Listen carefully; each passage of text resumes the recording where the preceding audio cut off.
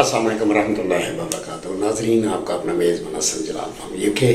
راحت فتح علی خان پاکستان، ہند و پاکستان میں قوالی کے لحاظ سے بہت بڑا نام.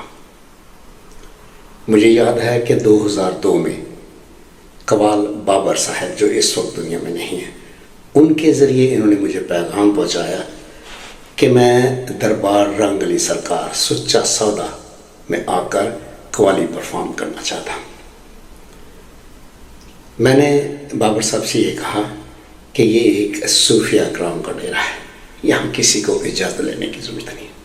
رنگ علی سرکار میرے پیر و مرشد، میرے والدین کے پیر و مرشد، جہاں کا میں گدی نشین بھی ہوں. تو 2002 میں یہ تشریف لائے اور راحت فتح علی نے یہاں ایک پروگرام پرفارم کیا.